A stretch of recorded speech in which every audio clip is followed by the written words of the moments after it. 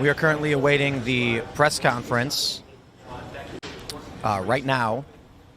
It has been reported this morning, Donald Trump stated on Fox News that that he believes with high certainty that they have Charlie's murderer in custody. We don't know for sure exactly.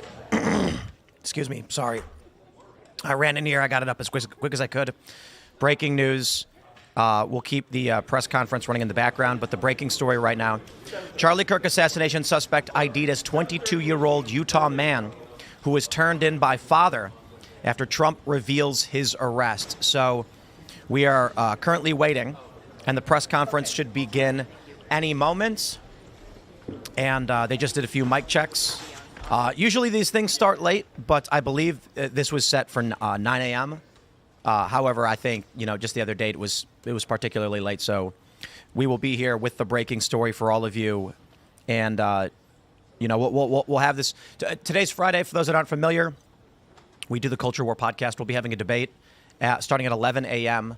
about psychology, psychiatry, mental illness, and political violence. But principally political violence, its expansion, the mental state of individuals. We have a few doctors who will be joining us, as well as Alex Stein, on this issue, and we'll be discussing kind of the underlying issues affecting this country and what is creating this bifurcation. We'll read for you the news from the New York Post while we wait this press conference. And I want to make sure we don't miss this when it starts. But the New York Post reports President Trump announced early Friday that a suspect for Charlie Kirk's assassination was turned in by his father, with law enforcement sources telling the Post it is a 22-year-old Utah local, Tyler Robinson. I think with a high degree of certainty, we have him, Trump said on Fox and Friends. Somebody who was very close to him turned him in, the president said, then revealing it was the suspect's dad who relayed it through a minister who was involved with law enforcement. I hope he's going to be found guilty, and I hope he gets the death penalty. What he did, Charlie Kirk was the finest person, and he didn't deserve this. Trump did not ID the suspect. However, law enforcement sources told the Post it was Robinson, who lives in Utah. Investigators have scheduled a public update for later this morning. The suspect was allegedly believed to have fired a single shot from an elevated position about 200 yards from the tent where Kirk was seated. I believe the actual number is about 150. It was 455 feet. Initial reports described the suspect as a gunman wearing jeans, a black shirt, and black vest, perched with a long rifle atop a building east of the school library. Now, TMZ has released a video showing what appears to be this man limping down a street, and many people believe the limping was due to the weapon in his jeans, and so he can't really bend his leg all that much. Yeah, okay, New York Post. Kirk, the founder of Turning Point USA and a father of two, had just answered a question from an audience member about mass shootings committed by transgender people at the outdoor event on campus in Orem when he was hit by a single blast of gunfire. The conservative influencer jerked back and appeared to recoil in pain and grabbed at his neck as the crack of a single gunshot rang out. I didn't watch, Trump told Fox News. I heard about it. I would have never made a good doctor, let me put it that way. I mean, I heard enough. I didn't want to watch it. I didn't want to remember Charlie that way. It's rough. And there's images here of the. We'll unblur it for this. They had an image of the incident. I didn't want to show it. This was the search. Yeah. Kash Patel announced they had someone in custody. There's a reward of $100,000. So to those that turned him in, I hope they get their reward. The great and even legendary Charlie Kirk is dead. No one understands or had the heart of the youth of the United States of America better than Charlie. So we're waiting for this press conference right now, and appreciate all you guys tuning in. Subscribe, follow for updates. When I was younger, I've been on the internet my whole life. I've seen a lot of really messed up stuff on the internet. I'm sure many of you have. From disgusting jokes to lewd acts, we've all seen it. And growing up with this right in front of you, and I got to admit, it's much worse today than it was when I was a kid, because when I say this, there was like 5 websites. But I mean more so when I was 15, 16, had more free reign online. Admittedly, I've been using the internet since I was a real little kid, but it's different back then. All right, looks like, what do you have, a mic check here? Mic check, 1, 2, 3. 1, Called 2, it. 3, 4, 5, 6, 7, 8, 9, 10. 1, 2, 3, 4, 5, 6, 7, All right. 8, 9, 10. So 1, 2, 3. there have been many videos in my life that were available on the internet that were brutal, and that so many people would say they wouldn't watch it. And this was war footage, drone strikes, just heinous acts of violence. And I always said to myself, I'm going to watch these videos. This is the world. These things happen. I'm not going to pretend like they don't. I'm not going to cover it up and not look at it, because this stuff does happen.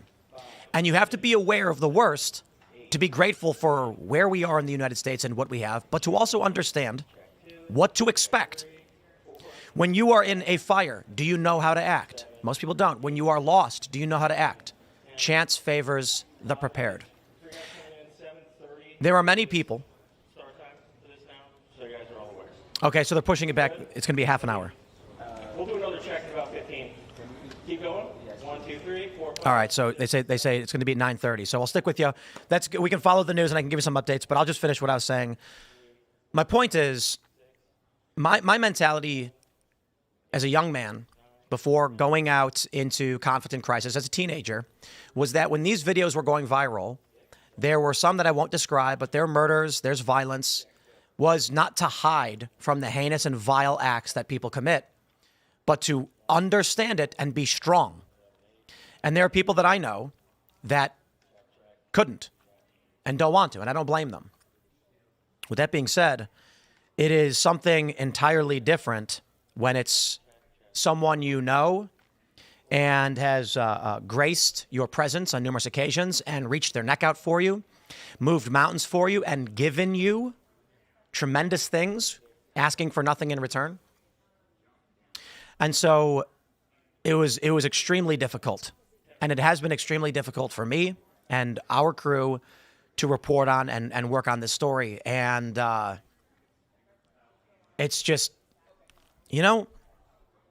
I saw this really funny meme a while ago.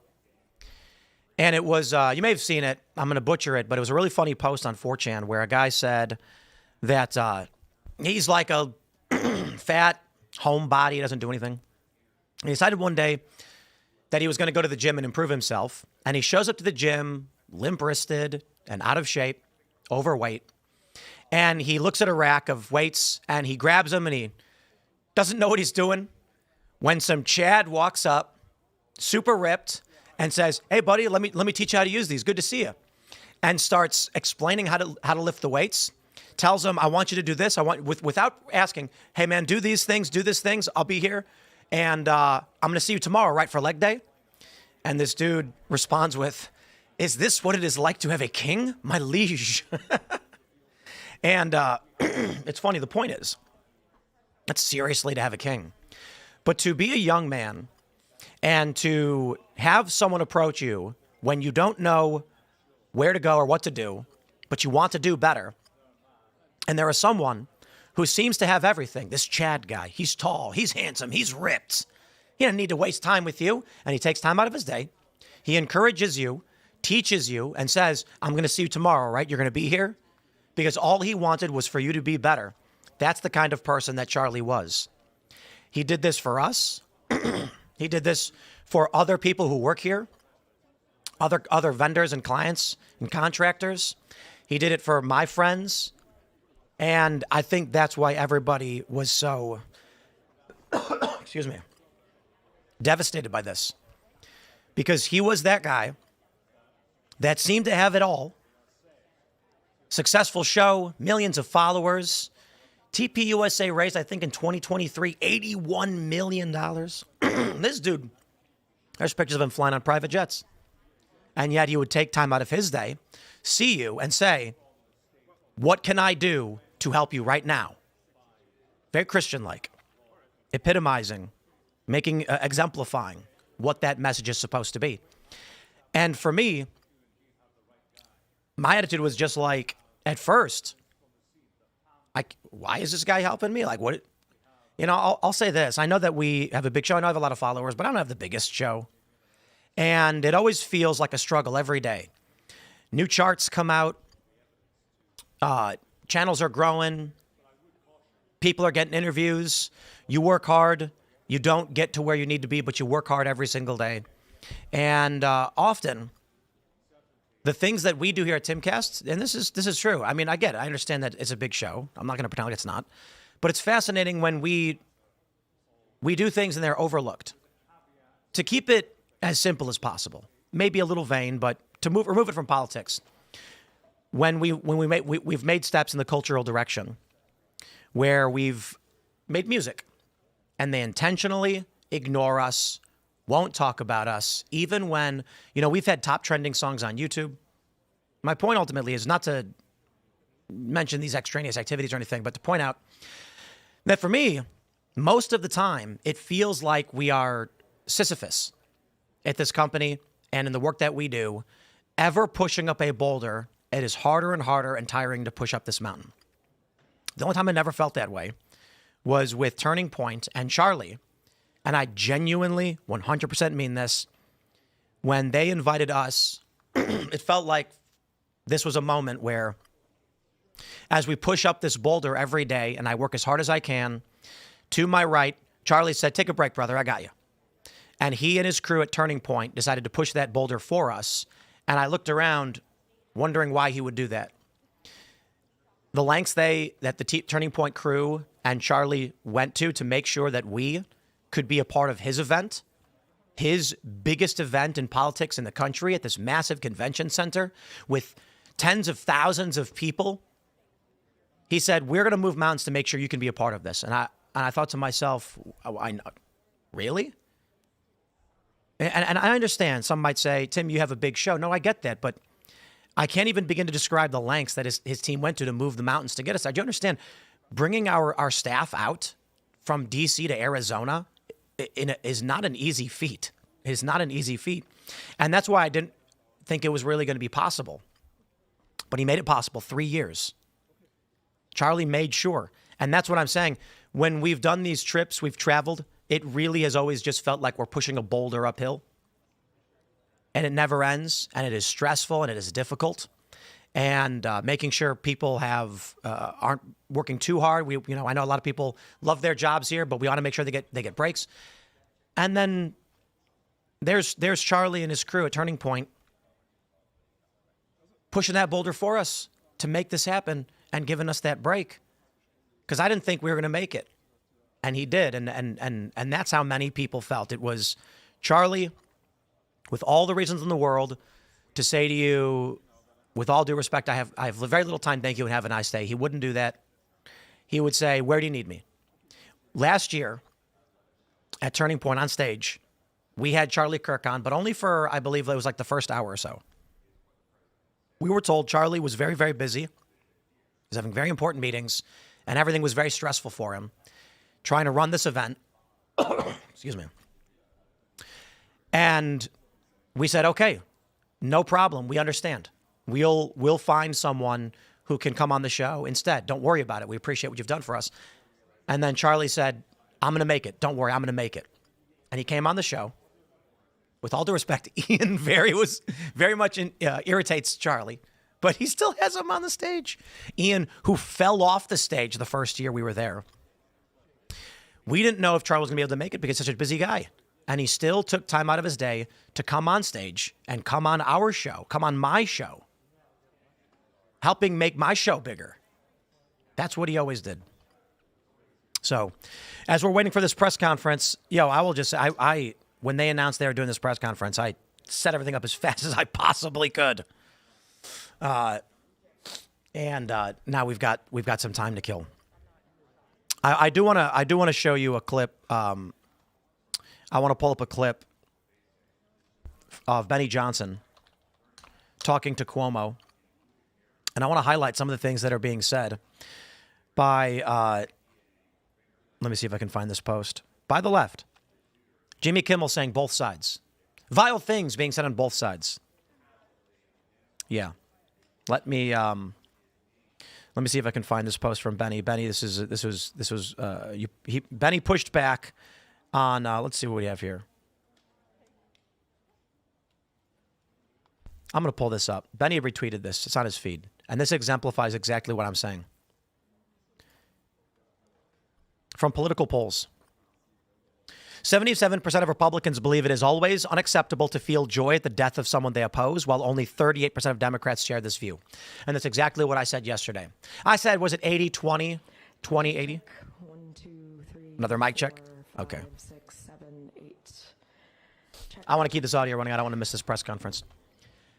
1, 2, I was talking about this morning with my wife. 5, 6, 7, 8. Republicans, 9, 10. conservatives, Joe Rogan, centrists, never gloat over the death of their political enemies. And, you know, I say never, but maybe it's sometimes. Nothing's absolute, right? I'm not going to call some of these people out. I have friends who live in Los Angeles. They are prominent actors in Hollywood who are posting that Charlie got what he wanted. And I can't believe it. And these people know they know me. They know we are friends on Facebook. They know they follow me. I follow them. And to have the sheer willpower to post that knowing I will see it, they may as well have just spat in my face. And I've messaged some of them. They are posting lies about Charlie and smearing his good name. They are pushing things out of context. They are putting out fake quotes. They are manipulating what Charlie said to make it seem like he was evil or wrong. They are running these threads saying Charlie had no intention of debating. He was just trying to get clips to trick people. Charlie debated at Oxford Union. Charlie would debate. The people who were allowed to come to that mic was because anyone was allowed to speak with Charlie. Test. More mic checks. I want to find this post. Benny had appeared on News Nation, and I'll play this for you as we wait for this press conference. And we played it last night, but I'll play it again. I don't really care how we got here so much. There is a lot of blame to go around. I do not see you guys as victims. You give as good as you get. I do not see you guys as victims. You give as good as you get. Never forget that's what he said. I want to play this post from Benny for you. A lot of anger. There is a lot of exaggeration. It is all hate for profit on the fringe of this battling binary political system. My question is now what? Charlie Kirk has never advocated. Charlie Kirk has never advocated violence ever. Charlie Kirk was only I'm not saying he did. a nonviolent, peaceful debater. He went into places where he knew he was hated in order to engage. I agree. Kindly I and agree humanly that with people. You said, Cuomo, you're not victims. You give as good as you get. Now you agree? He was not So about for you violence. to say that it's the same thing, hold on. it's not, Chris. Hold on. I'm not talking about it with Charlie. Benny, don't play games with me. No, don't play games with me, Chris. You said you are not victims. You give as good as you get. Charlie never. You know what was one of the most shockingly offensive things to me? Is that they're claiming, I see these posts from these liberals I know. I can't believe it. Saying that he got what he deserved. He got what he wanted. It's the world he wanted. So be it. And don't get me wrong. There's a handful of liberals that I know and leftists who are saying stop to other people. And as Noam Chomsky had pointed out a while ago, to the left, when you enter the arena of violence, the most brutal guy wins. And that's not us. Us is in the left. There's a video. It got recommended to me on Instagram of Charlie. And a black woman and her baby come to the microphone to ask him about, I think it was religion. And she mentions her child, and Charlie smiles and says, your child is a gift from God. This was a black woman with a black child. Charlie didn't care about that. Charlie did not care the race of this woman. Charlie was not a racist. He said he wanted to live in a country that was race neutral. He wanted merit. He wanted ideas. And the things they are saying about this man to justify the violence, as we see now with this YouGov poll, There's the data for you.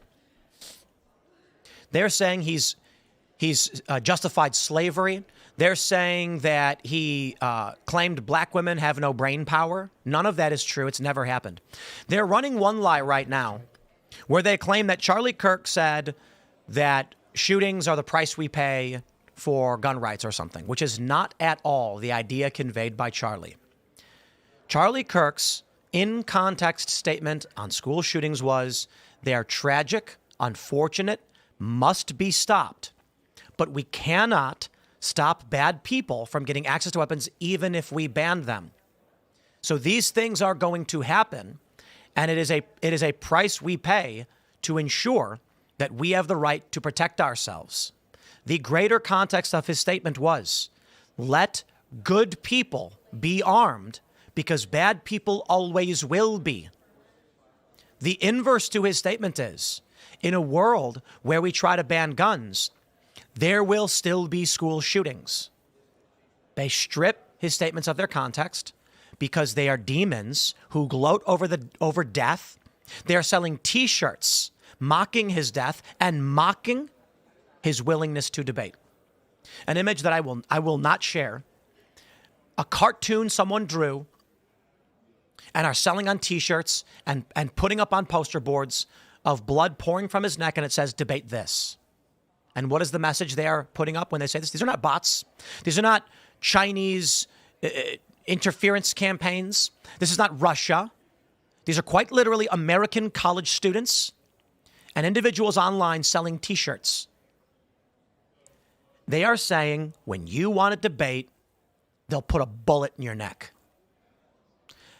So it's in tears, my friends. There are other liberals saying, stop claiming Charlie actually sought debate. He was actually trying to manipulate people in bad faith. See, these are the tiers of lies. The mainstream liberals that are saying things like, and Hassan is fanning the flames. Insane. I read his interview in Politico. I've seen the things he's tweeted. Absolutely fanning the flames. They're saying Charlie Kirk didn't want a real debate. Charlie Kirk wanted to debate more than any of us. That's what he built everything around. He debated. I've got our autographed poster with Vaush, whatever you pronounce it. We struggle to bring liberals on these shows. The culture war, we have a hard time. You'll notice when we do the culture war debates on Friday or at the live venues, you may say, who's this liberal guy? Because prominent leftists, progressives, and liberals will not debate. And they're threatening us now with these images saying, debate this. And it's depicting the murder of Charlie. They then aren't. So now you have these liberals. And you know what? I didn't want to go here. I wanted to say, let's hope the liberals simmer down. Hassan was shocked at first, saying, this is bad. Now he's saying, look what the right is doing. Look what the right is saying, just fanning the flames. Charlie wasn't a debater. He was just trying to use tactics to make people look bad. So I'm seeing a variety of positions, least of which among the liberals are prominent Democrats like Obama saying, thoughts and prayers. We're here for the Kirk family. Very nice messages. But that's few and far between. Mostly what I'm seeing online, which is painful for me to read, on Facebook. Most of the people who follow me are center-left or progressive, Occupy Wall Street types. And I can see their messages. And many of them are saying this is bad, and I respect that, and I'm glad. Many of them, I would say, but many does not mean most or a lot. It's not enough. I would say mostly what I see are comments from people saying, this is what Charlie wanted. He got what he was fighting for. He never advocated for this. Charlie did not advocate for people to murder anybody. He did not advocate for violence. He did not say people should face these things. Never. That's a lie.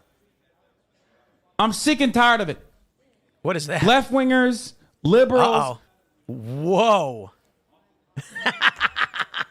I have no idea why that just started auto-playing. But I can't play that one just yet because that is a video of Hassan Piker calling for the death of conservatives. And some say he's being hyperbolic, and I'm just like, bro. Anyway, I'll talk about that in a quick second. There's a reason why I have it pulled up. But I can't play the audio, not on YouTube. Most of what I see are liberals justifying the violence. The next thing that I'm seeing are progressives and leftists calling for more. I saw one post where the person said that they were a revolutionary leftist and that they were glad it's happening and they want more. There are videos popping up. One guy says, "You're next," right? A pun. You're next. You're next. I'm seeing a lot of conspiracy theories claiming that it was a professional hit, which is stupid. It's fascinating how little people know, even people on the right, how little they understand and little they know about guns, considering how little I know.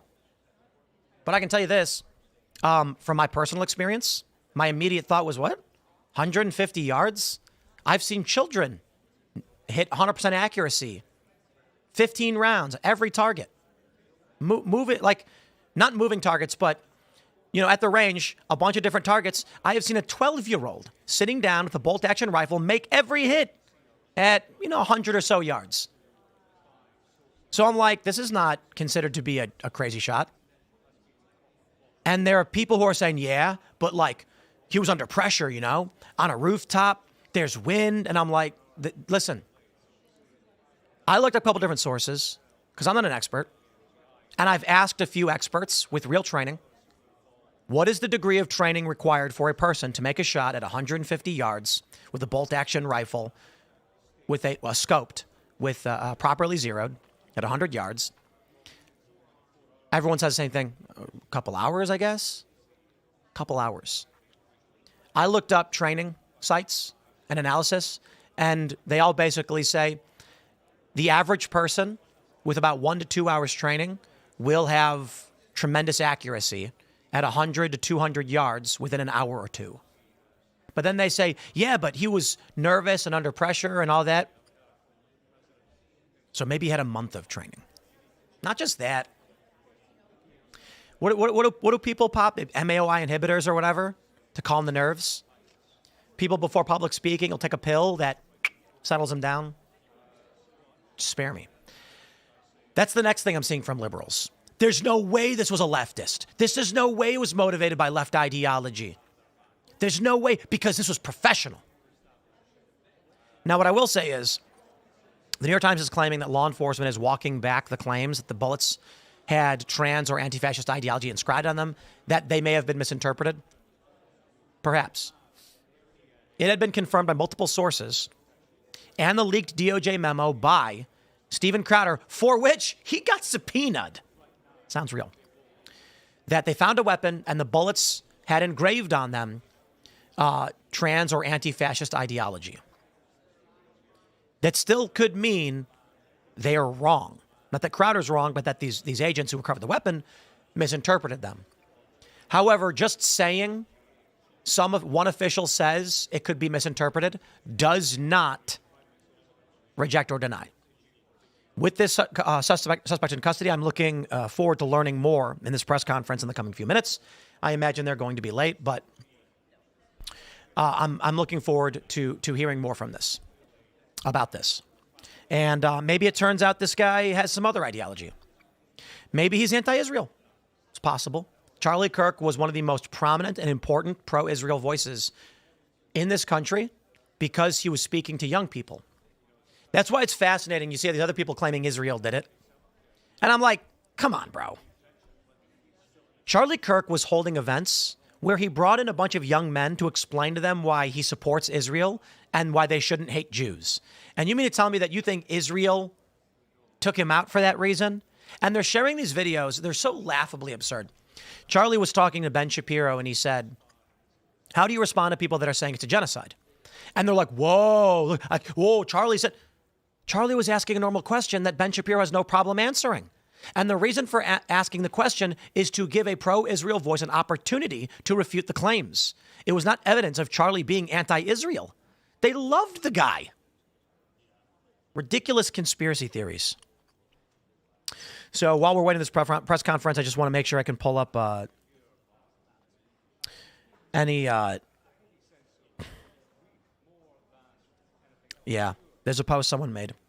On Wikipedia, George Floyd is murdered, Irina Zarutska is killed, and Charlie Kirk was shot. These people are evil. I'm sorry. I always try to make that assessment. I wake up, I think to myself, is there really a both sides to this? And every honest assessment is no. And don't take my word for it. This is what we get. Now, I want to say this about these polls, right? 70% of Republicans say it's unacceptable. Democrats don't. That's crazy. That's terrifying. 38% of Democrats share this view. 38% of Democrats, 53% of independents, and 77% of Republicans say that it is always unacceptable. That's crazy. And to be fair, I'll make sure I give you the numbers. 18% of Democrats are not sure. 5% of Republicans are not sure. 4% of Dems think it's always acceptable. Independents and Republicans, only 2% think so. 7% of Democrats think it's usually acceptable. That means, when we break the numbers down, 11% of Democrats polled believe that at some point it's acceptable to celebrate the death of an opponent, where 6%, so around twice as many, though it is a smaller number, 70% believe that it is always unacceptable, or I'm sorry, it is in some instances unacceptable, either always or usually, whereas 89% of Republicans. The way they frame this by saying 30 to 77 makes it seem like most Democrats would support this. 70% of Democrats say usually or always unacceptable. But of those who think it's more acceptable, Democrats have the numbers. They do. So when they claim it's coming from both sides, here's what's actually happening. Are there fringe, right-wing lunatics or right-aligned crazy people? Yeah, of course. Of course there are. And Cuomo sees them. And are there left? Yes, of course there are. And we see them too.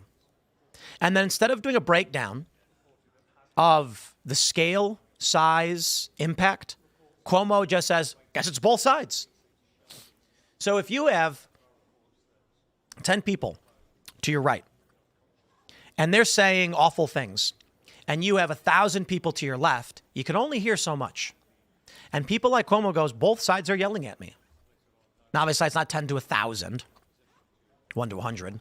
My point is, I have a video that I can't play of Hassan Piker. I would agree a bit of it's hyperbole, saying to kill, stab conservatives, people on the right. There are other videos where he's outright telling people to go and murder other people. That is not hyperbole. He has said some very awful things. Sam Hyde, with all due respect to Sam Hyde, because I do think he's a funny guy. I think he's very smart. I think he's a smart guy, and I probably agree with him on a lot of things. But he had an event, said into a microphone that he was going to kill Hassan Piker, and I said that's not okay. The man there says, as a joke, right? He says, no, in real life, I'm coming to your house, Hassan. And people were laughing. And I said, that's not okay. Like, I'm sorry. Like, this is not a joke. Hassan's going to have a security assessment. He's going to spend an insane amount of money. He's going to have to probably leave his home right now. At the same time, it's not about the feelings of Hassan Piker. It's about the fact that there are people on the left who are fans of Hassan as one of the biggest streamers in the country, in the world, who are sitting there terrified seeing a sweaty, angry Sam Hyde, not really angry, but, putting on a performance, saying he was going to kill Hassan, and it's not a joke. And what do you think that leftist thought? He went to his friends, showed everyone, dude, they're going to kill Hassan, man. Then, when they say, see, Charlie wants you dead, they're going to show that video of Sam Hyde and they're going to use it as evidence the right is trying to kill people. And people said, Sam's joking. I said, I don't care if he's joking, man. And again, I say this with respect to Sam Hyde because he's a funny guy. He's a smart guy. I respect a lot of the stuff that he does. But I find that to be over the line and inappropriate. I've said it every single time. We have shut down episodes of IRL because people on the show have used innuendo or have made statements that would either inadvertently or directly push someone to violence. Not just because it's against the rules, but also because we don't want that kind of rhetoric. Press conference should be starting at any moment, so I do have it pulled up. We're just waiting. With all that being said, when Hassan Piker goes on his show and says he wants to see leftists and liberals take a knife, and I'm not going to describe what he explains next, but let's just say he calls for the death of people in public, and the response is, he's just being hyperbolic. I don't care. There is a line. And that line is, when you say, oh, won't someone rid me of this priest? That's the line, right? Because the concern is, we understand you're just venting when you say, oh, won't someone rid me of this priest? That's not a call for violence. But it is the line. Why? As the story goes, I don't know. You guys know the story better than I, but, the king said that, and then two of his knights went out, and they killed a priest, and then they were like, you told him to do it. It's like, no, I didn't. I was just making an expression. I didn't mean. You see, in that regard, saying things like that can result in violence. But we don't say, you're not allowed to say something like, oh, won't someone rid me of this priest? Be careful when you do. That's the point we're making. We're not going to ban you. We're going to say, hey, man, tone it down a little bit, because that's where we're getting close to the line, right? Hassan didn't say, oh, won't someone rid me of this priest? He said, go do thing. Literally, in the video, he says, go and take lives. He says that. And they go, he's being hyperbolic. Come on. Bro, it's one thing if Hassan was literally like, man, these landlords, these right-wingers, I wish they would stop. Won't anyone do anything? If he said something like that, I'd be like, you're allowed to express that opinion. It's a bad one. You're getting dangerously close, but that's not even what he did. I cannot play the video of what Hassan said. I can't. Well, YouTube would ban it. Twitch won't, because they agree. We're waiting for this press conference any minute right now. I see a comment. Someone said, Sam Hyde is a comedian. It's a joke. I know. Except he said, it's not a joke. And you say, yeah, but that was a joke too. But leftists don't know. And the powerful and prominent leftists who are smart enough to understand don't care. And there is going to be millions of people on the left. Well, to be fair, I think the actual fringe violent left is much smaller than that. But they're sitting in their room watching this video of Sam, beat red, screaming into a microphone, he is going to kill Hassan. And you go, he's just joking. Those people don't know and don't care. And they saw that and they said, oh my God, this crazy white supremacist wants to kill Hassan. So what do? They go to their friends and say, guys, buy guns, arm up. Look at what this guy said. That's my point. Now, Hassan's substantially worse, saying the things that he said. I get that this was a performance on a stage, on camera, but it crossed the line. And I said that with respect to Sam Hyde. I've seen a lot of things that he's done. I respect a lot of what he's done. He's a smart guy. But that, I will say, crosses the line. I think Hassan is worse. Following this, Hassan, he did an interview in Politico, and he said Charlie Kirk was a bad faith debater. He's tweeting up a storm saying, look what the right is doing, fanning the flames. And that was it for me. We'll see. 2-minute warning, maybe? 1, 2, check, mic check. 1, 2, 3, 4, 5, 6, 7. Because we're 4 8, minutes 9, over 10. now. 1, 2, 3, 4, 5, 6. We're hoping to get at least a 3-minute warning when they start walking, but we haven't got that yet. So 1, 2, 3, 4, 5, 6, 7. Everybody good? 1, 2, 3, 4, 5, All right. 6. So he says they'll give us a 3-minute warning.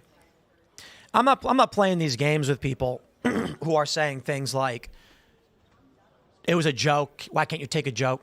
Okay. Hassan was joking.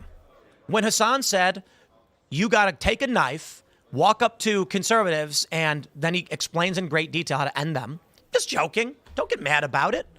You know, someone took him seriously. Hassan Piker said on his show, and I have the video, at these debates, why won't leftists take a knife, go up to the conservative, and then he explains in great detail what I will not repeat. He says, why won't they do it? Well, guess what? Someone did. Just the other day. And now a great leader, a young father, a friend is dead because people listen to Hassan Piker and other people think it's fine when the rhetoric reaches that level. I'm not playing that game. I'm not going to sit here and pretend that Sam is the worst of the worst. He's certainly not. I'm highlighting a joke that I understand he made that crossed the line. When he said, I am going to go do this thing, and was asked as a joke, not as a joke in real life. We will try to give at least a 5-minute warning on that, but we'll do our best on that. So we're still waiting, but I'll stay live until we get this. I rushed to get this up. I didn't realize it was going to take them as long, but these things take some time. But this is important. I'm not gonna sit here and play games just because I think the left is more likely to be at fault. Most of these cases that they lie about their stats, that they use underhanded tactics. I think all of these things. And I believe based on a reasonable assessment of the data and the facts and the truth and the reporting, it's discernible to anybody who cares to pay attention. They claim the right is the originator of the violence. Then you take a look at the ADL and you can see that they label everything right wing. White supremacist, right wing, anti-government, right. Wait, anti-government is right wing? Yup. That means if a far leftist goes out and says, burn the government, whatever, they're going to put in the right-wing category. They also have a category called right-wing other. I think all of this is wrong. I do not want any of this to escalate. And my point is this. The proof is in this video and in so many other statements that when jokes are made about killing the left, we condemn them and say, hey, man. Benny Johnson made a great point in that video. When they announced that Joe Biden had cancer, he said, I wish his family well. I hope he gets better. I have said it over and over again.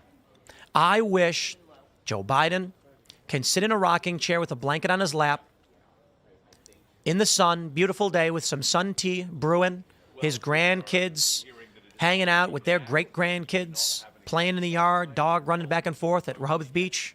He's got a smile on his face. Despite the fact I think the man is evil and has done tremendous harm to this country, I just want him to bow out, go away and relax, leave us alone. I do not wish harm on any of these people in the political space. That's not the world we want to live in. There's a great quote. Politics is what saves us from violence. The fact that we have these debates and we engage in these conversations is to not enter the arena of violence, where you have to watch a video of your friend being shot in the neck. And it's not just about me. Every veteran who had to witness their friend dying, every combat veteran who was overseas, every person who did not think that it was coming to them, who had to witness and experience it, and the people who had to die painful deaths. I think the people who call for violence are the people who haven't experienced it, for the most part. And that's why I was saying early on that when these videos would go viral when I was younger, when I was a teenager, I'm not going to just exit. I ain't watching that. I'd be like, I need to watch this. I need to see the brutality of man and what they're willing to do. I was driving once. It was from D.C. to New York. This was about 10 years ago, I think. And an accident occurred some 100 feet in front of us. We heard it. We saw the cars. It was bad. Traffic dead stops. We begin to drive slowly past the accident. A man was thrown from his vehicle. It was a bunch of young people. They were probably in their 20s. And we were crawling a mile or two an hour because people had to go around the accident very slowly onto the shoulder. And it's the first time, I think I was probably, despite everything you see online, it doesn't hit the same way. The man's legs had been vaporized. And there was a woman screaming and crying, holding his hand.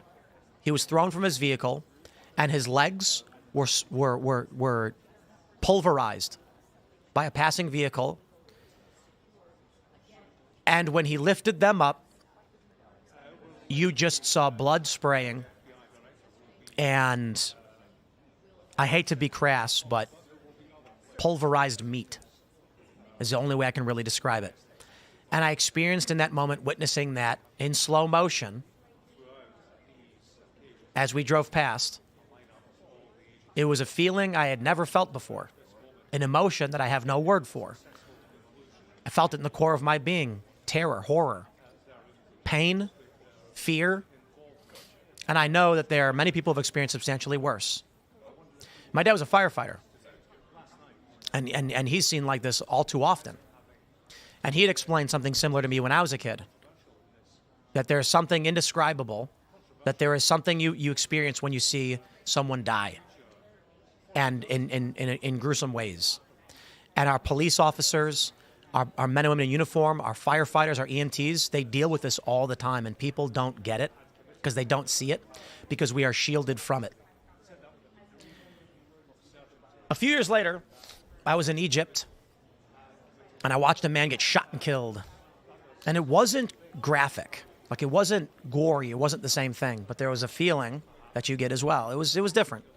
It's one thing when you see brutality. It's another thing when you see death. And this was actually the first time I'd actually personally seen someone die. They were shooting each other in the street, these various factions. And someone got blasted close range with a shotgun and collapsed. And people grabbed his body, and they were running down the street carrying what was very obviously a dead body. And it's horrifying. I've never been in an active war zone. I've been in urban conflict. So that is riots and civil unrest, revolution. That's the extent that I've experienced. There are people who have witnessed and have been in actual combat and have taken lives.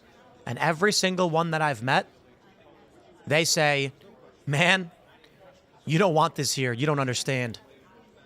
The first people to say, stop, we don't want to talk like this, are the people who've actually had to experience it. So when I see people in the comments saying war and it's time or whatever, it's like, I know it's not always, but I have to make the assumption that y'all have no real experience dealing with death. There's certainly a lot of guys who are brutal, who are, and I don't mean this in a derogatory sense, but barbarians.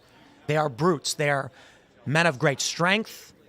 They are trained, and these people exist. And they are saying they will go fight. But I think when you actually look at the average person who's dealt with war, they're saying we do everything we can to stop that from affecting our homes and our lives. We're still waiting on this press conference, which is very late, but it's okay. I'm not saying that to be in any way upset with. We're just hoping to get this information on the suspect in custody, and we are awaiting this. Of course, at 11 o'clock, we are going to be having our Culture War live show. In just a minute, at 11, and we're going to be discussing the psychology of this violence. I'll read this from Mad Dogs on Rumble. He says, I'm a combat infantryman of 18 years. Tim is 100% correct. You guys aren't prepared for what war is. I am. I've never in my life met with a individual who served in combat who told me they want war at home. I've never met one. I've never met a security contractor or PMC, and I've met many, and I've interviewed many. Even in foreign countries, I have met people, and everyone says, every time, those that are involved, we don't want this. I have seen grown men cry, terrified for their families, and they always feel like it came to this point out of their control. Dominoes were falling. I have friends with very high kill counts, and we don't ask them about it. But we all know, and only in the most serious of conversations do these veterans and active duty guys bring it up. I've never been in the presence of a man who has served, who laughs and talks about his kill count or his body count. Never. They never bring it up. And when these conversations happen, they won't bring it up. Only in the rarest of circumstances do they get quiet and say, listen, I have done these things. I have never, and I'm not saying it doesn't exist. I certainly believe there are men who have served, who are in combat, who will laugh and smile and say that they're ready for war, that they're proud of what they've done and the people they've taken out. I know it exists. But every single person I've ever met, they always just say, like, you don't want it. You do not want it.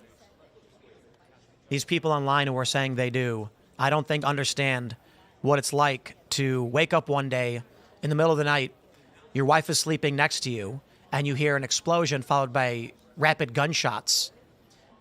You don't know which direction to go. You don't know who's being targeted. There's a video of a mass shooting. I'm not going to say which one, but everyone knows about it. Now, when the shooting happens, everybody hits the floor because that's what you're supposed to do, right? The person doing the shooting just walks up to everybody on the floor and just starts executing them. And you'd think to yourself, like, man, if they just ran away, they wouldn't have, because they hear the shots, and then like 30 seconds later, the guy walks up and kills them. But this is the thing. We got a warning. Check 1, 2, mic check 1, 2, 3, 4, 5, 6, 7, 8, 9, 10. Mic 1, 2, 3, 4, 5, 6, 7, 8, 9, Just a mic 10. check. Check 1, 2, 1, 2, 3, 4. Just a mic check again. No warning. So anyway, the point was, when you're in a conflict or combat, you don't know what's happening, and especially if you're not trained, it makes sense that people hit the floor. But with this guy who was doing the shooting, if people ran instead, they'd have lived. But you don't know which way to run, and that's what's scary. I was in Ferguson, and it was when they announced Darren Wilson was not guilty. Not even the first time I got shot at in Ferguson, but I think it was 3. I actually almost got shot in Ferguson. I don't know if I was going to die from asphyxiation, but I almost passed out from oxygen displacement due to tear gas. When the word came out that Darren Wilson was being found not guilty, we immediately heard gunshots, and I'm on the ground. It's like instinct. I've had some minimal training, but it's like instinct. And I looked to my right, and the producer I'd been working with at Vice was on the ground. And I looked to my left, and there is a guy from a corporate news channel, a large, overweight man, looking around as everyone's hitting the floor. And he looks at me and goes, "There's fireworks?" And we yelled, "Get down." And I was like, "Do you see anyone carrying fireworks?" He's like, No. I was like, "Do you see people carrying guns?" And he's like, "Yes." It is insane to me. Now, here's the terrifying reality is we didn't know where the bullets were going, where they were coming from, or who was getting shot. So all we could do was hit the ground. And that's terrifying, because if that guy was looking for press or journalists or people who, like, if it's white people or people who he thinks are white or just non-black people, I have no idea. It's funny because in the first week of the ride, same thing happened. Shots ring out. I drop down. Everybody hits the floor. Vice producer looks around saying, "It's just fireworks." Because they think gunshots. You watch movies and you hear gunshots and they're these deep boom, boom, boom. They don't understand what a 22 or a 9mm sounds like. They've never heard it in real life. That pop is it's substantially a higher pitch than in the movies. So they hear it and they go, "It's a firework." It's insane. These people don't understand. They don't get it. You know what I do think what's benefited me in my career covering these things on the ground is I grew up in Chicago. You all know it. And it's just another day. You heard a gunshot, you look around. Man. I think most people really are sheltered from the world. Strong men make good times. We are in good times, but they are quickly becoming bad times. Or I should say we were in good times. I was in Venezuela, sent there by Vice to cover student uprising against the communist government. We dispatched to a location where students were protesting. About a block or two north of this protest site was Venezuelan National Guard with rifles and handguns drawn and ready. They weren't high ready, but they were holding them. And we walked down the street with garbage, debris, and barbed wire strung up as obstacles to block the National Guard. And we're filming it like, wow, this is crazy. In fact, for about 10 years, my ex-banner was this image of fires in the street. They burned, they set fires around the intersection. We get our footage. We talk about it. We head back to the protest crowd. When all of a sudden, here's the protest crowd. Here's the intersection, right? Here's the National Guard. Here's the crowd. So let's actually rotate it and see if you can visualize. We're standing about right here. Here's the protest crowd. Here's the National Guard. Screaming, shrill screeching. Everyone starts running. So I look at my crew and I go, move now. I run about 2 steps away from the crowd. National Guard's coming in, crowd, this way. After a few feet, I stop and look, and they're just standing there shrugging. And I say, effing run! And so we run away from the direction of the National Guard and the crowd and take cover behind a small cinder block brick wall. Basically, it was like a planter. It was elevated with dirt, so it was good cover. And they go, what's going on? And I'm flabbergasted. I was like, did you not see the men with guns that had them ready in that street? And they're like, yeah. And the people screaming and running away from them. And they were like, yeah. I was like, why do you think everyone is running away? Well, I don't know. Do you want to wait and find out why there's a group of about 100, 200 people screaming at the top of their lungs, running away from armed men with guns pointed in their direction? The fact they wouldn't move. They really, really were not prepared for this. We got in the vehicle. We got in our car. And I said, let's leave. I asked the producer from Vice, do you have hostile environment training? No. Have you ever been in a combat or conflict situation? No. I said, take us back to the hotel. We're calling it. We're leaving. And he was like, oh, what do you mean? And I was like, my friend, I will not be responsible for your death. I only have the little amount of training that I do. I have not gone through a basic training. I've not served. I have not spent 1,000 hours on the range. At that point, I had never even fired a gun. I had minimal conflict training and general street awareness. Honestly, not even necessarily good enough, but at least I was not a burden to them. Looks like we're beginning. Or a 5-minute warning.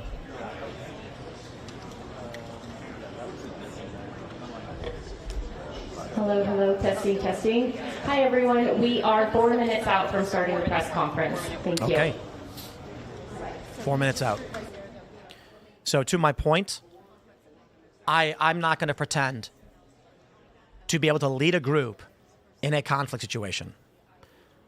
But at least I have general situational awareness. I can follow orders. And I'm not going to get you killed. But if you are on the ground in a conflict situation where people are being shot and killed, and they are in Venezuela, at the time especially, I cannot be responsible for someone who doesn't know what to do. I will not be in a situation, be it Ferguson, Baltimore. The same thing happened when I was in Ferguson.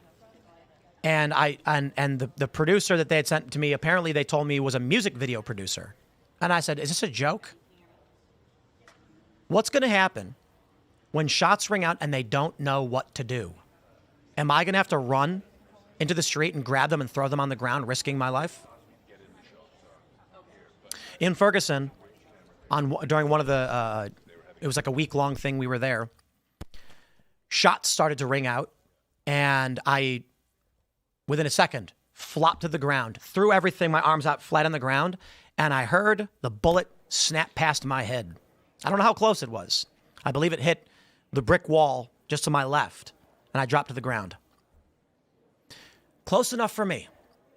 I was in Wisconsin during one of these protests, and the BLM people shot a 19-year-old kid in the neck with a .22. And he's holding his neck, bleeding.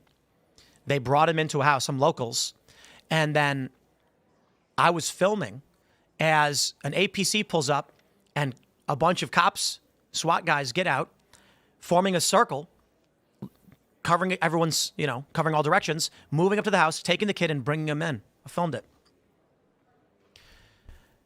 It is wild, a wild thing to experience. In Ferguson, there were I think 3 shooting instances. The one I mentioned was the greatest risk.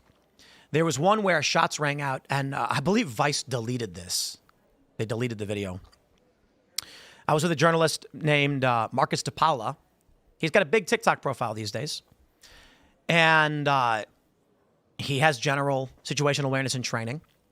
We had covered these protests, not together, but like he's there, I'm there, we know each other, and we see each other every time. But I consider him a friend. I haven't seen him in like 15, or I don't know, 12 years, but, he was a friend. And we hear instantly on the ground, taking cover behind a transformer, laying down. And there's a guy standing up with a camera looking around, and Marcus screams, "Get down!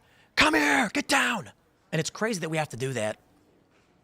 The police then say, "Go now, run, run, run." They walk up, they got their gear, and they got their armor, they got their gas mask. Gas is filling the streets. And I was live streaming. I run through the gas, I jump a fence. The tear gas was thick. I was hyperventilating, and it displaced the oxygen in my lungs. And I don't know if you've ever experienced hypoxia, but everything started to come to a point, tunnel vision. I was passing out, and then I collapsed on a lawn. And within a second, crazy experience.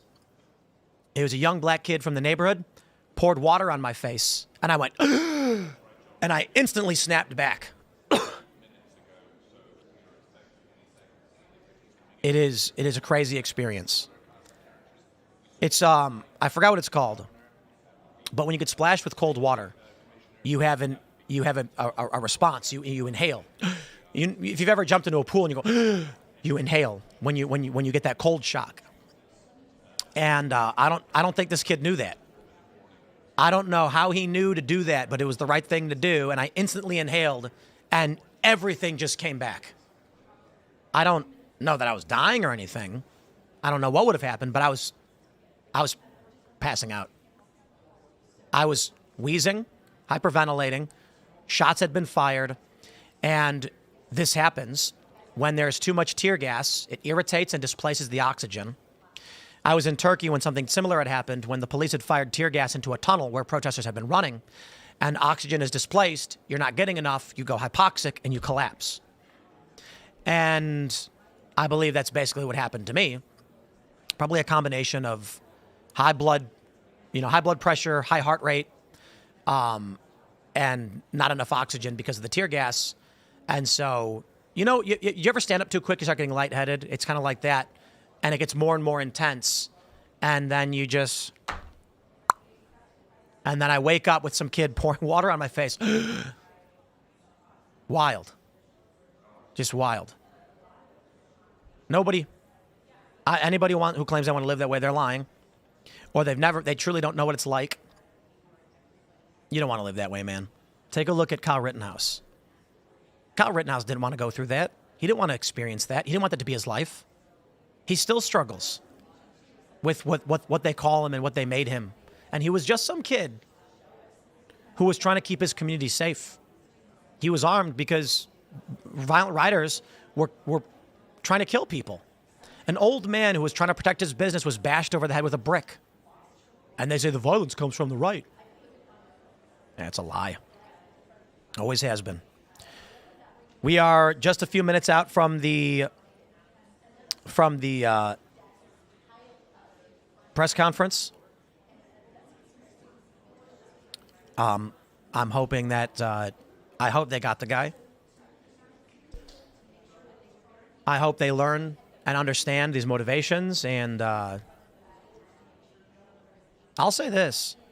The initial reporting that we got seems like it is a left-aligned individual, but you never know. You never know. We've got Stephen Crowder's report stating that there was trans and anti-fascist ideology inscribed on the bullets. He has now been subpoenaed by the ATF. Sounds like it was real. Now, this was corroborated by the Wall Street Journal. And CNN reported there were cultural issues engraved on the bullets. The New York Times says a law enforcement individual says they may have been misinterpreted. They're not sure yet. They're still being analyzed. I really do think that's silly. I think at this point, you can reasonably infer what was written and what it means. That being said, this individual may have been trying to frame the left. I think I would go with Occam's razor. Charlie was speaking about transgender mass shooters. He has been accused of being racist, white supremacist, all the worst things in the book. And the left were very much the principal agitated group. However, there's always possibilities we can't predict or understand. So I would say in the absence of evidence, the solution that makes the least amount of assumptions tends to be correct, Occam's razor, and that is if they're reporting that there's trans or Antifa ideology inscribed on these bullets, probably the case. Possibility they were misinterpreted. Considering who Charlie is, corroborates that. The press conference yesterday corroborated the weapon they found, and the Wall Street Journal corroborated the reporting from Stephen Crowder, and CNN corroborated their reporting despite not mentioning what those cultural issues were. So we have no reason to believe this was anything else. But I always entertain possibilities. Perhaps this guy wanted to frame the left. He was thinking this is going to make the right go to war with the left, knowing that Charlie Kirk was the main figure. But I doubt it. But maybe we'll learn something. Maybe we'll learn something today that will be so shocking. I have 1,000,001 predictions. And I fear that nothing can stop what is coming. Nothing's going to stop what's coming. The videos that I've seen celebrating the death of Charlie Kirk cause me, let me put it like this. There are a lot of people in the public space, politicians, celebrities, personalities. If something were to happen to them, I'd be shocked. When Donald Trump, when that video broke of Trump getting shot, surviving but getting shot, and in that moment, I did not know if he made it. My reaction was, oh my God. He stood up and said, fight, fight, fight. And I was like, whoa. When I had heard that Charlie got shot, I was panicking. When I saw the first video that came out, it didn't look that bad. I started freaking out. My wife was starting to cry. I was tearing up. When I saw the first frame of the close-up video, I threw my phone and started crying more than I have in a decade because of what Charlie meant to all of us. So the motivations, it looks like they're beginning the press conference. Good morning, ladies and gentlemen. At today's press conference, we will hear from Governor Cox, FBI Director Kash Patel, and Sheriff Mike Smith. We also have with us Utah DPS Commissioner Bo Mason, Lieutenant Governor Deidre Henderson, FBI Special Agent in Charge Robert Bowles, and local and federal law enforcement partners. Following the remarks today, Governor Cox, Director Patel, and Commissioner Mason will take questions. Thank you.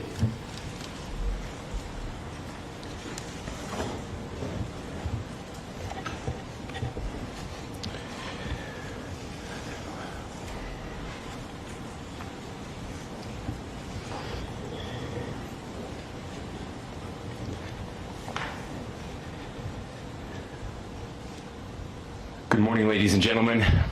We got him. On the evening of September 11th, a family member of Tyler Robinson reached out to a family friend who contacted the Washington County Sheriff's Office with information that Robinson had confessed to them or implied that he had committed the incident. This information was relayed to the Utah County Sheriff's Office and scene investigators at Utah Valley University. This information was also conveyed to the FBI. Investigators reviewed additional video footage from UVU surveillance and identified Robinson arriving on UVU campus in a gray Dodge Challenger at approximately 8:29 a.m. on September 10th, in which he is observed on video in a plain maroon t-shirt, light-colored shorts, a black hat with a white logo, and light-colored shoes. When encountered in person by investigators in Washington County on September 12th, in the early morning hours, Robinson was observed in consistent clothing with those surveillance images. Investigators interviewed a family member of Robinson who stated that Robinson had become more political in recent years. The family member referenced a recent incident in which Robinson came to dinner prior to September 10th, and in the conversation with another family member, Robinson mentioned Charlie Kirk was coming to UVU. They talked about why they didn't like him and the viewpoints that he had. The family member also stated Kirk was full of hate and spreading hate.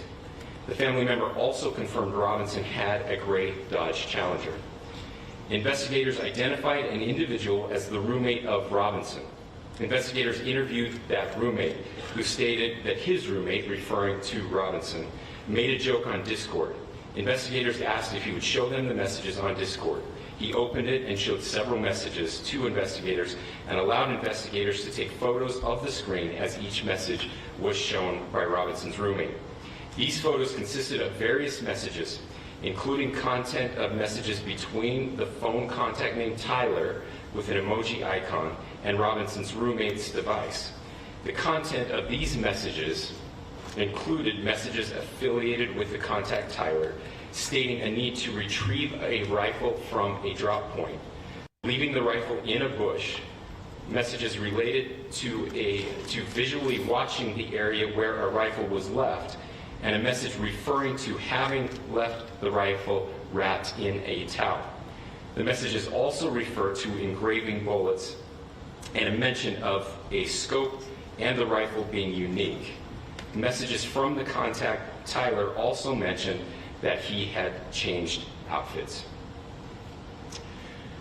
I know there's been speculation as well as to the writing on those casings, those bullet casings, and I believe we have that as well. Whoa.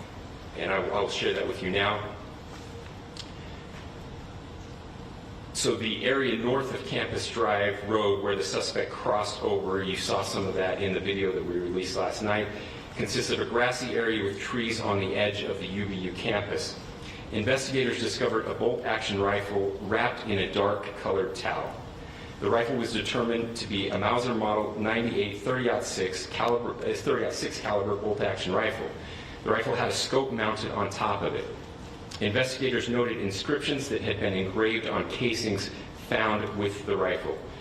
Inscriptions on a fired casing read, "Notices bulges, capital OWO, what's this, question mark."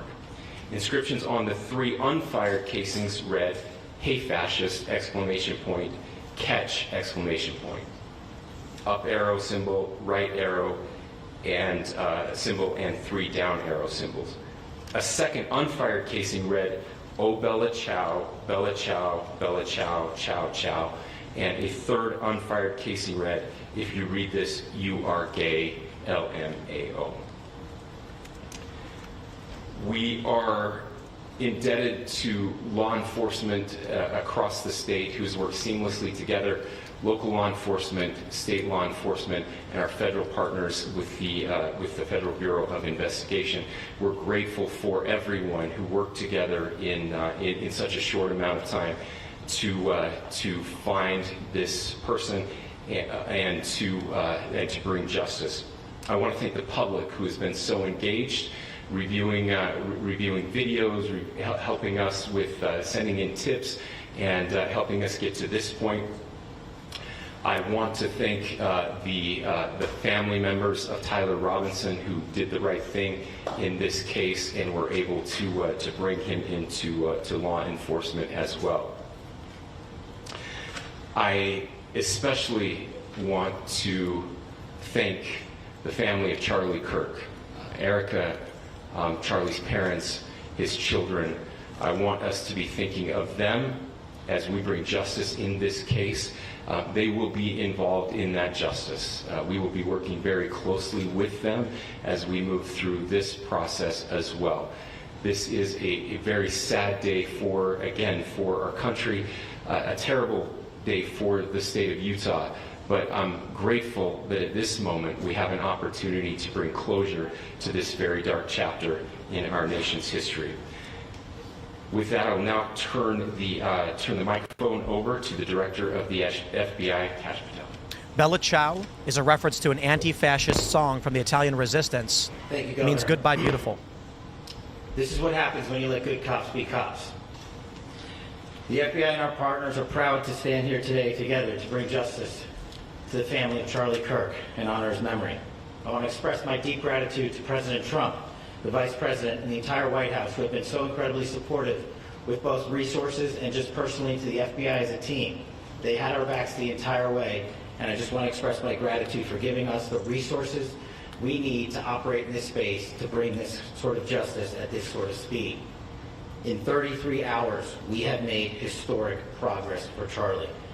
Governor Cox, our partnership has been absolutely incredible these last few days. Our partnership will endure.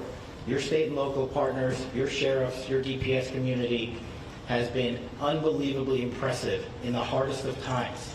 And a case like this cannot be solved, cannot be brought without partnering with your state and local authorities. The FBI has a certain role to play. We will play that role, and we will lead after the federal government. Governor Cox, we are so grateful for your state partnership that led out on this investigation. A little bit of the timeline. Charlie was shot at 12:23 p.m. on Wednesday. The first FBI agents arrived on scene in 16 minutes with chiefs of police at 12:39 and secured the scene. The FBI immediately launched fixed-wing assets. We utilized these assets to transport personnel, specialty technicians, hostage rescue teams. We also utilized these assets to go back and forth from the East Coast and here in Utah to transport forensic evidence and other evidence that will be analyzed and is being analyzed at our FBI laboratories in Quantico and other laboratories, including the ATF. At my direction, the FBI released the first set of FBI photos of the suspect at 10 a.m. local time on 9/11. Then, shortly thereafter, the FBI reward of $100,000 was released at 10:45 a.m. local. Myself and Deputy Director Bongino arrived on the scene at approximately 5:30 p.m. on 9/11. The governor led a press conference last night at approximately 8 p.m. where, at my direction, the FBI released a never-before-seen video of the suspect. We also released new images to the public of the suspect. And just last night, the suspect was taken into custody at 10 p.m. local time. In less than 36 hours, 33 to be precise, thanks to the full weight of the federal government and leading out with the partners here in the state of Utah and Governor Cox, the suspect was apprehended in a historic time period. And I want to highlight what Governor Cox said. This would not have been possible without you, the media, and you, the public. That's why we went so public, so fast, and we're so transparent, and we're committed to that transparency. The crime scene, just a little bit there. It is a large crime scene. State and local authorities, along with federal authorities, processed that crime scene quickly. And I even had the ability to walk through that crime scene and walk through the steps the suspect took to learn more about what was needed and what resources we needed to bear to create a full picture for the FBI and leadership back in Washington. Furthermore, thankfully to state and local partners, forensic evidence has been seized and continues to be garnered. Forensic evidence has already been evaluated at FBI laboratories in Quantico and state and local authorities here. We will continue to process evidence as we see it, as we collect it, and we will continue to deliver to Governor Cox and his team. Last night, we had a total of approximately 7,000 leads. As of this morning, thanks to your great work, we have over 11,000 leads that were called in to the FBI. And we are running out every single lead that we can. Every one of those leads will be run out. The arrest is a testament to the dedication of good law enforcement being great, and partnerships in law enforcement, which I've tried to highlight as my tenure as the director of the FBI. There is no better relationship for law enforcement than the FBI to partner with state and local authorities, and you've seen it here in these last few days. The FBI Salt Lake Field Office, along with our offices in LA, Phoenix, Denver, San Antonio, Las Vegas, Pittsburgh, Buffalo, our headquarters component in Quantico, all participate in the FBI. I want to express my deep gratitude to the employees of the FBI, the men and women, the evidence response team tacticians, the special operators, the agents, the support staff. You have done monumental work in historic time when the public, who had a right to demand such an expeditious solving of an investigation, the FBI answered that call diligently, critically important to our nation, and we delivered. And I'm proud to be their leader, and I'm proud to be the director of the FBI. This is very much an ongoing investigation, as the governor said, and we will continue to work with state and local authorities to develop the investigation, to provide them the evidence they need for their ongoing prosecutions, and we will be here to answer every call they absolutely have, as long as it takes, for as long as we need to find and apprehend whatever suspects were involved in this crime. Lastly, to my friend Charlie Kirk, rest now, brother.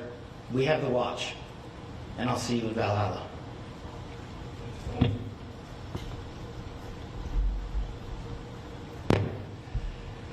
Thank you, and good morning. I would just like to take a few minutes as the sheriff to express my gratitude for everybody who has played a part in this investigation. As you know, it's been a vast, a complicated, and a very, very fast-paced investigation. You're looking at people standing up here who are running on, if they got an hour's sleep in the last couple of days, they're probably lucky. It has been very taxing. It has been so impressive, speaking on behalf of the local law enforcement, to see the cooperation that we've seen in this type of case. Across the state, sheriffs, chiefs, our state partners have stepped up and have come to the call on anything that we needed. Our county chiefs have been phenomenal. Our Utah County Attorney, Jeff Gray, who's standing up here with us, has been phenomenal in leading us through this investigation. I would like to thank the federal government for their resources, their assets. Our local team here, our FBI team, has been extraordinary in helping us work through this and bring this person to justice. Most of all, I would like to thank the public, and specifically, I would like to thank the public who turned to prayers and who turned to positiveness for us. I would like to thank them on behalf of the law enforcement community, because we needed those prayers. That's what we needed to get through this. We needed your support, and you gave it to us. We needed your patience, and you gave it to us. And I would like to thank you for the Kirk family, because that's what they need, is your support and your prayers, and that will get us through all of this. So thank you, everybody, for everybody that has stepped up. We've had such a phenomenal response to this. Thank you.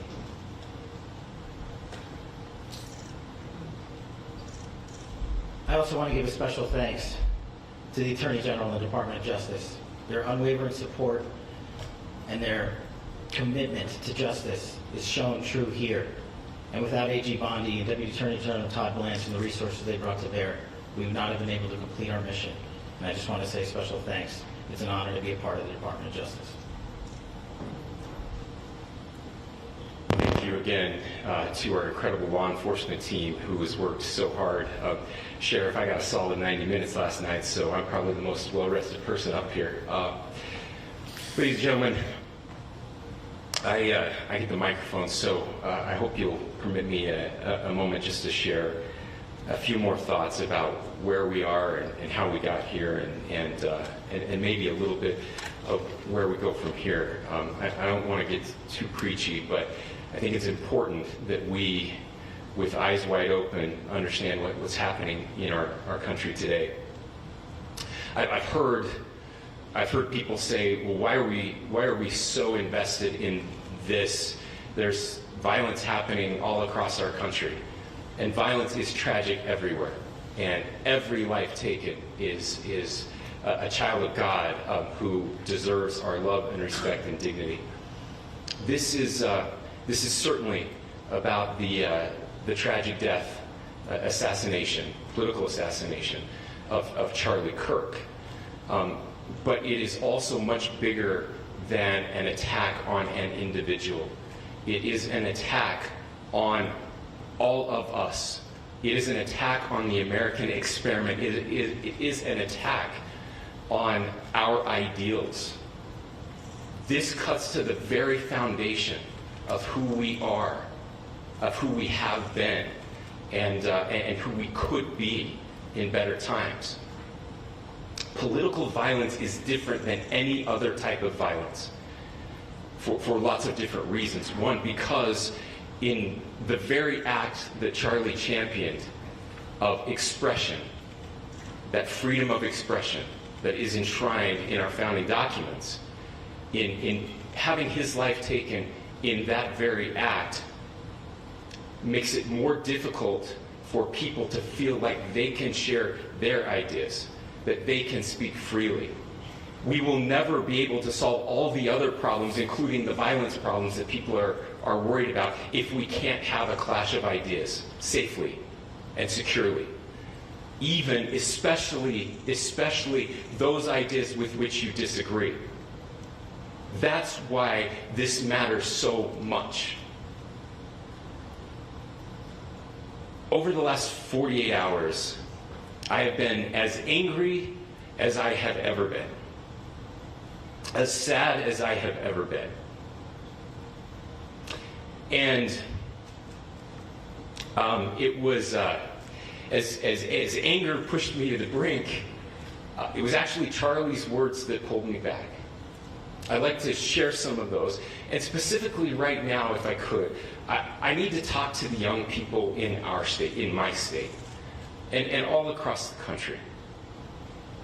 As President Trump reminded me, he said, you know who really loved Charlie? The youths. And he's right. Young people loved Charlie, and young people hated Charlie. And Charlie went into those places anyway. And these are the words that have helped me.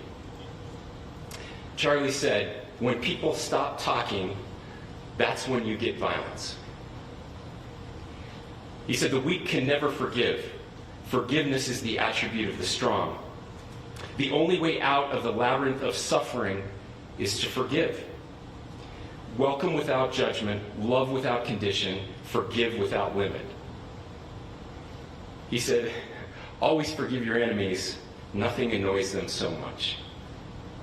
A few months ago, I referenced this last night, Charlie posted to social media, when things are moving very fast and people are losing their minds, it's important to stay grounded. Turn off your phone, read scripture, spend time with friends, and remember, internet fury is not real life. It's going to be okay. He again said, when you stop having a human connection with someone you disagree with, it becomes a lot easier to commit violence. He said, what we as a culture have to get back to is being able to have a reasonable agreement, where violence is not an option. Now, again, to my young friends out there, you are inheriting a country where politics feels like rage. It feels like rage is the only option. But through those words, we have a reminder that we can choose a different path. your generation has an opportunity to build a culture that is very different than what we are suffering through right now. Not by pretending differences don't matter, but by embracing our differences and having those hard conversations. I think we need more moral clarity right now. I hear all the time that words are violence. Words are not violence. Violence is violence. And there is one person responsible for what happened here. And that person is now in custody and will be charged soon and will be held accountable. And yet, all of us have an opportunity right now to do something different. I want to thank my fellow Utahns. This bad stuff happens. For 33 hours, I was praying that if this had to happen here, that it wouldn't be one of us. That somebody drove from another state, somebody came from another country.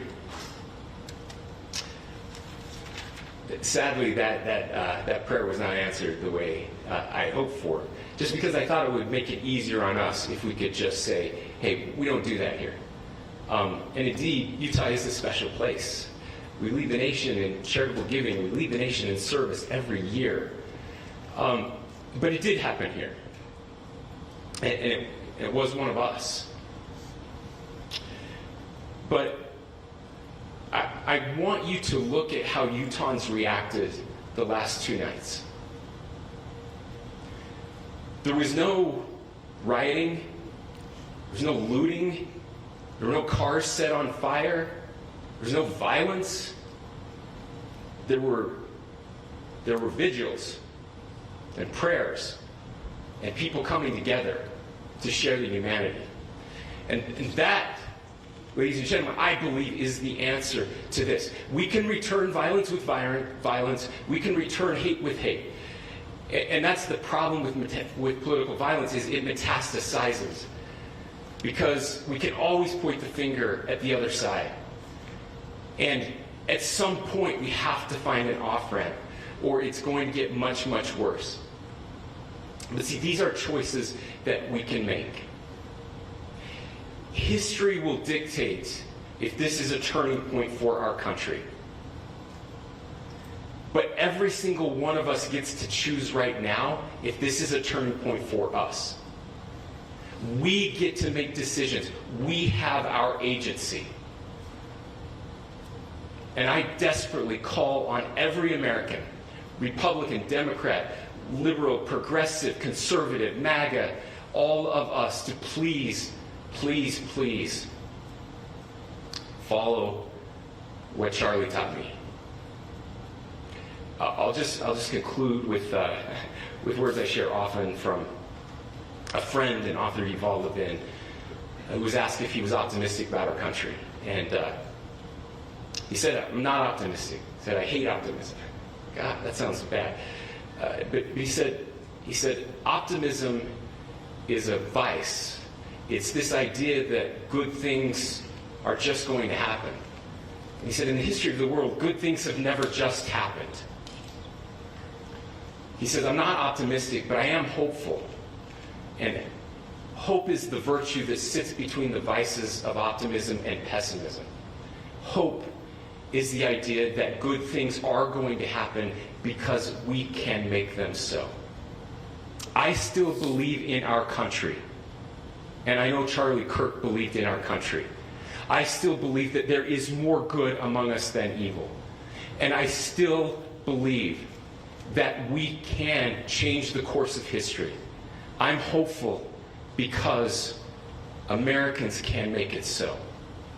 Ladies and gentlemen, we're happy to answer any questions you may have. Governor, can you please speak to whether the suspect is speaking with authorities and his demeanor, Tyler Robinson, when he turned himself in? I cannot speak to that. Governor, how do you interpret his motivation? Governor, how do you interpret the engravings on the casing? Well, I will leave that up to you to interpret what those engravings mean. I think the clearest one that says "Catch Fascist," there's not and by the way, that's like catch like a ball, catch this. I think that speaks for itself. Governor, you talked about this level of hatred that this person expressed at a dinner. Beyond that, is there anything in your view that you've discovered that may have radicalized or changed him to prompt him to commit such a horrific act? There's nothing more that we can share at this time. Governor, you indicated that he had been communicating with a friend on Discord about the gun. Do you anticipate any more arrests? We do not at this time have any information that would lead to any additional arrests. Do you believe he acted alone? Yes. But the investigation is ongoing. Can you tell more about the family, what they had to say about the suspect? How he came into custody of police and where he is right now, Mr. Robinson? Yes, so right now, Mr. Robinson has been booked into the Utah County Jail. You heard the president this morning report that he was taken into custody, that his family and a friend helped to deliver him into custody of law enforcement in Washington County. Those of you that don't know where Washington County is, it is the southernmost, southwesternmost part of the state of Utah. It's about a 3.5 to 4 hour drive from here, where we are right now, and that's where he lived and where they turned him. Is he talking more about what the family is saying about Tyler Robinson? I can't share any more than what I've already shared. Is he talking Governor, about do you have authorities? details on how he got back to Washington County and how the gun was obtained? So how we obtained the gun? The gun was found. No, how the shooter obtained the gun and how the shooter then was able to get back to Washington. So I don't have much more details on that. We do know that he drove. We had his car here on campus, and then we had his car going south back to the St. George. It's actually the city of Washington in Washington County. Is he talking with authorities and did he discuss a voting? I'm sorry? Did the suspect plan to carry out any other attacks? We don't have any information that Are you released. going to be releasing the mugshot? Yes, in fact, it was just released. Is he Yes. talking with authorities and did he discuss a voting? I can't answer that right now. Can you clarify? You've spoken very eloquently about trying to reunite this country. Do you feel that this is a watershed in American history? I absolutely believe that this is a watershed in American history. Yes. The question is what kind of watershed, and that chapter remains to be written. Is this the end of a dark chapter in our history, or the beginning of a darker chapter in our history? Look. I mean, if you look at true political assassinations in this country of someone of this stature, this feels a lot like the late '60s, and having one so gruesomely displayed on camera in all of our hands and in all of our pockets. We are not wired as human beings biologically, historically. We have not evolved in a way that we are capable of processing those types of violent imagery. And by the way, we've seen another one with a gruesome stabbing very recently that went viral. This is not good for us. It is not good to consume. Social media is a cancer on our society right now. And I would encourage people to log off, turn off, touch grass, hug a family member, go out and do good in your community. That is happening, and it's happening organically right now. I had a friend in a small city in Utah who said, we're getting together, the Republicans and Democrats in my little town are getting together to have a discussion last night, just to find a way to find their better angels. So yes, this could be, I mean, again, you have to go back to JFK to have seen a video live of something like this happening. I wasn't born until 1975, but I know that things were really dark in the late 60s. Sorry to some of you. I know some of you were there. This is our moment. Do we escalate, or do we find an off-ramp? And again, it's a choice. It's a choice, and every one of us gets to make that choice. Two more questions right here. Could we clarify that the release of those enhanced images at 8 p.m., the timeline that Director Patel gave us, led to the arrest at 10 p.m.? Is there a direct connection between those two events? I cannot comment if there is a direct connection or not, but all I can say is that through some process, the family came to know that this had happened. One more thing, Governor. Could you just clarify the clothing issue you mentioned earlier? Was he changing outfits? Correct. Just clarify this? Yes. So when he's first spotted on campus, he has different clothing on, and then he changes clothing on the roof, and then changed back into that clothing at some point, so that when he was apprehended, when he was arrested, the clothing matched the clothing he had on before the shooting here at UVU. Last question here. You said that the suspect was from Utah. Can you kind of tell us a little bit more about where, and was he a student here at this university, and is there any history of mental illness? Yeah. I don't have any information on the mental illness part. He was not a student here at UVU. He was living and had lived for a long time with his family in Washington County. Thank you, everyone, for your great work in getting this information out. I would just say, process-wise, this may be important. I know many of you aren't familiar with the process in Utah. I think it's important that you understand that. Basically, we have 3 days for charging documents to be filed. A CI will be filed. We'll have more information then, more detailed information as those charging documents are filed in preparation for a preliminary hearing. So 3 days. So we would anticipate then that early next week those charging documents will be filed. We will obviously be working. The county attorney will be working very closely with Mr. Kirk's family as those documents and decisions are prepared and made. Thanks, everyone. Wow. Confirmation that this individual was a left-aligned ideologue with bullet casings reading, "Hey, fascist, catch." "Oh, Bella Ciao" is a reference to an Antifa Italian resistance song. It is quite literally Antifa, sung by people to fight Nazis. And the phrase about bulges and OWO is trans or furry-aligned comments. So I believe the posts that we're seeing online show that it is a reference to furry culture. This person perhaps was aligned with that. I think that's why they said transgender or and Antifa.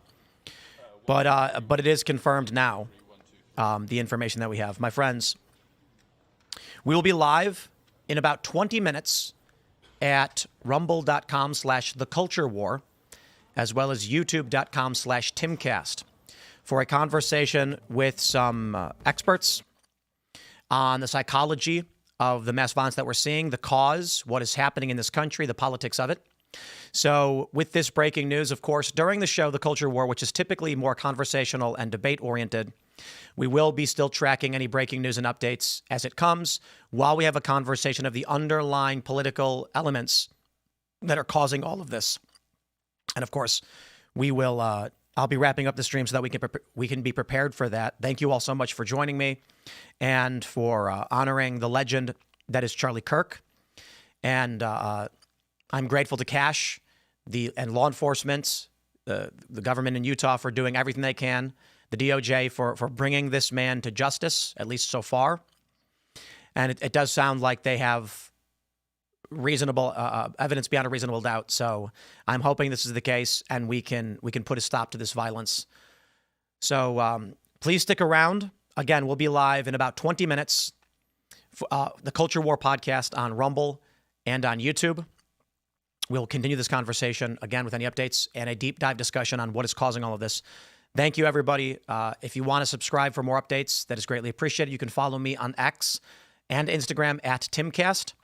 Please stay tuned. We're back shortly. The crew will begin setting up, and then we will see you all in just about 20 or so minutes. Thank you.